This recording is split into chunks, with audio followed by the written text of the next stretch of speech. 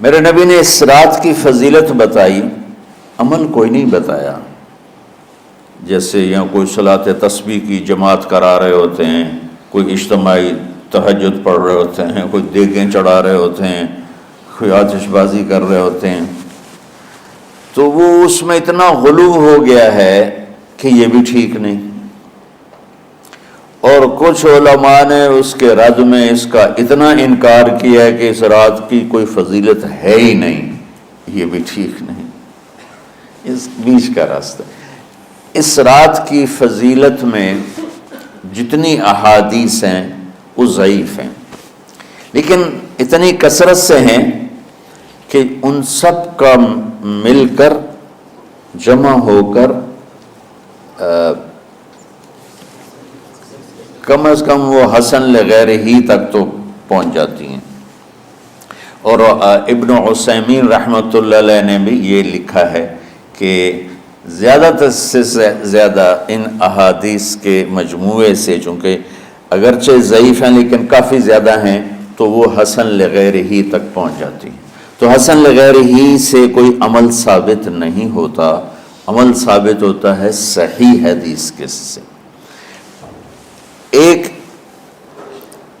احادیث کی کثرت سے روایات، اور ایک امت کا عمل، کہ امت کا بہت بڑا طبقہ صدیوں سے اس رات کا اہتمام کر رہا ہے، لیکن کچھ عرصہ پہلے تک اہتمام تھا دن میں روزہ رکھنا، رات کو کوئی نوافل پڑھ لینا، کوئی دو چار زیادہ پڑھ لینا، لیکن اب یہ ڈھول تماشے جو اب شروع ہوا ہے اس کا تو کوئی وجود ہی کوئی نہیں ہے۔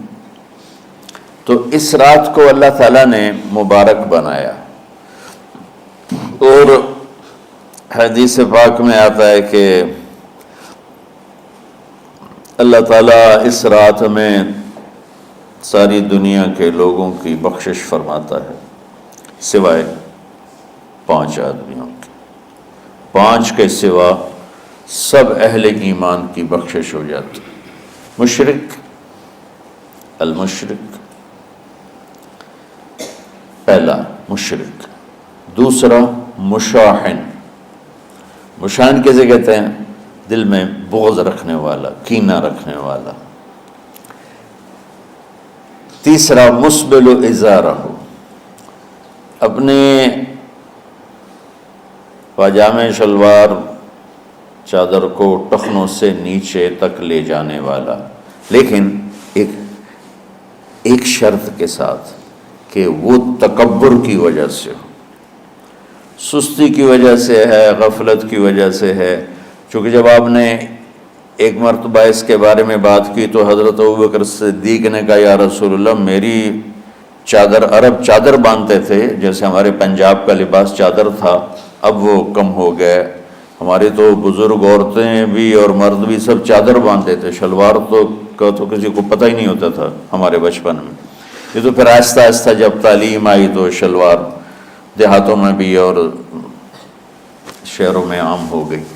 تو اگر وہ اس لیے لٹکا رہا ہے کہ طبیعت میں تکبر ہے، پھر اس وعید کا وہ حقدار ہے۔ اگر ویسے اس کی نیچے جا رہی ہے تو میرا مالک ایسا، وہ تو ہے ہی رحیم و کریم، ہے ہی رحیم و کریم، ہے ہی رحیم و کریم، صرف شلوار نیچے لٹکانے سے وہ اتنی شدید سزا دے، اگر اس کے پیچھے تکبر ہے، پھر ہے یہ تکبر نہیں ہے تو انشاءاللہ وہ اس سے محفوظ ہوگا۔ تو اپنی چادر کو لٹکانے والا، لیکن بشرط تکبر، کتنے ہو گئے؟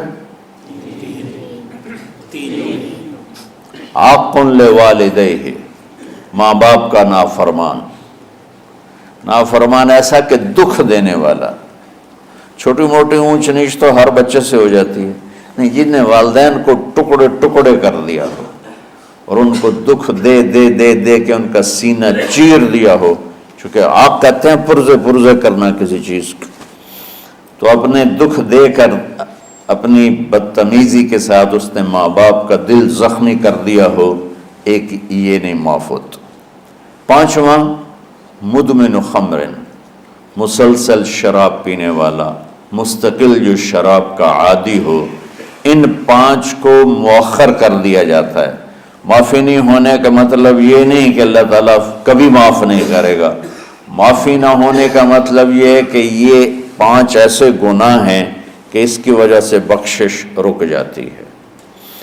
اگر وہ شرک سے نکل آئے، وہ کینہ سے نکل آئے، وہ تکبر سے نکل آئے، وہ والدین کی نافرمانی سے نکل آئے، شراب چھوڑ دے، تو ان کی بھی بخشش ہو جاتی۔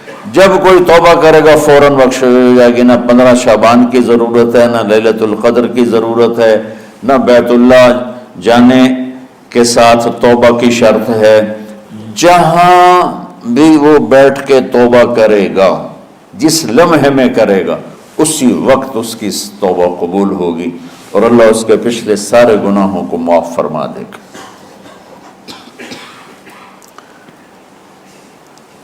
دن کا روزہ، رات کا قیام، زیادہ زیادہ قیام سے مراد نوافل ہیں، کوئی گھر میں پڑھ لے، کوئی مسجد میں پڑھ لے۔ نوافل، نفلی عبادات گھر میں ہی افضل ہوتی ہیں۔ میرے نبی سنتیں ہمیشہ گھر سے پڑھ کے آتے تھے، تہجد اپنے گھر میں پڑھتے تھے، مسجد میں نہیں پڑھتے تھے، سوائے اعتکاف کے آپ اپنے نوافل سنتیں سب گھر میں پڑھتے تھے اور مسجد میں صرف فرض آ کے ادا فرماتے تھے، اور اس کے بعد بیٹھنا ہوتا تھا تو بیٹھ جاتے تھے، اٹھنا ہوتا تھا تو اٹھ جاتے تھے۔ تو اعتدال اللہ کو ہر چیز میں پسند ہے۔ دنیا جو مختصر ہے اس میں کیسے پسند نہیں ہوگا؟ آخرت جیسے معاملے میں بھی اللہ ہم سے کہہ رہا ہے اعتدال، امتن وسطا۔ ایسے عیسائیوں کی طرح ترک دنیا بھی نہ کرو، یہودیوں کی طرح دنیا کے پیچھے نہ پڑ جاؤ، رزق حلال بھی کماؤ، اپنے بچوں کو بھی دیکھو، اپنے فرائض کو بھی دیکھو جو دنیاوی ہیں، اور اللہ سے بھی اپنا معاملہ ٹھیک کرو اور درست کرو۔ بعد کے زمانے میں صحابہ کے بعد سے ہی ایک انتہا پسندی امت میں آئی، ساری رات جاگنا۔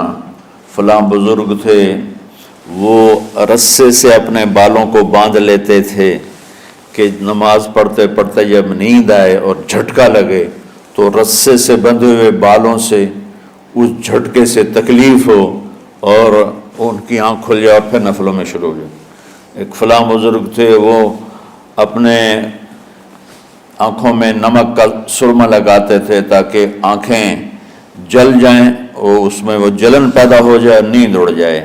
یہ ایسے واقعات بھرے پڑے ہیں۔ فلاں بزرگ تھے، انہوں نے 30 سال عشاء کے وضو سے فجر کی نماز ادا کی۔ یہ اپنی جگہ پہ بزرگی ہے، لیکن یہ بھائیو یہ دین ہم پیش نہیں کر سکتے۔ فلاں بزرگ تھے، وہ 30 سال سے ستو کھا رہے تھے کہ روٹی کھانے اور ستو کھانے میں 70 دفعہ سبحان اللہ کا فرق پڑ جاتا ہے، تو روٹی کھائیں تو 70 دفعہ سبحان اللہ کم کہہ سکتے ہیں، اور ستو کھائیں تو 70 دفعہ سبحان اللہ زیادہ کہہ سکتے ہیں۔ تو لہٰذا انہوں نے کہا مجھے تو 30 سال ہو گئے، میں تو ستو کھا رہا ہوں، میں تو روٹی نہیں کھا رہا۔ یہ دین نہیں ہے، یعنی یہ وہ دین نہیں جو ہم انسانیت کو پیش کر سکتے۔ یہ تو لوگوں کو دوڑانے والی بات، یہ راہبانیت کی شکل ہے۔ یہ وہ دین نہیں جو ہم لوگوں کو پیش کریں گے تو وہ کہیں گے واہ واہ واہ واہ کیا دین ہے بھائی، قبول کرو۔ یہ ایک قسم کا غلو آیا۔ میں ایک حدیث سناتا ہوں، بخاری شریف میں بھی ہے، مجھے اب ہر شے بھول گئی، لیکن وہ ہے نہی الغلو، اس طرح کر کے آپ لوگ زیادہ جانتے ہوں گے جو پڑھ رہے ہیں، کہ غلو سے نہیں۔ حدیث آپ کو سب کو یاد ہوگی کہ 3 صحابہ آئے اللہ کے نبی کے گھر اور پوچھا کہ اللہ کے نبی رات کیسے گزارتے ہیں؟ تو گھر والوں نے کہا سوتے بھی ہیں، جاگتے بھی ہیں، کھاتے بھی ہیں۔ تو وہ تینوں آپس میں کہنے لگے وہ تو نبی ہیں، سوئیں بھی تو کوئی بات نہیں، اور شادی ہے کوئی بات نہیں، ہم تو نبی نہیں، ہمیں تو کچھ کرنا چاہیے۔ ایک نے کہا کہ میں ساری زندگی روزہ نہیں چھوڑوں گا، ایک نے کہا کہ میں ساری زندگی سوؤں گا نہیں، ایک نے کہا میں ساری زندگی شادی نہیں کروں گا۔ تو دیکھنے میں تو واہ واہ کیا بڑی بزرگی ہے بھائی، بڑے بزرگ ہیں۔ ہمارے نبی کو پتہ چلا، آپ نے تینوں کو بلا لیا، کہ تم مجھ سے زیادہ اللہ سے ڈرنے والے ہو، میں تم سے انا اتقاکم یا اخشاکم، الفاظ آپ لوگ کو زیادہ یاد ہوں گے لیکن مفہوم میں صحیح پیش کر رہا ہوں۔ آپ نے کہا میں تم سے زیادہ اللہ کو جانتا ہوں۔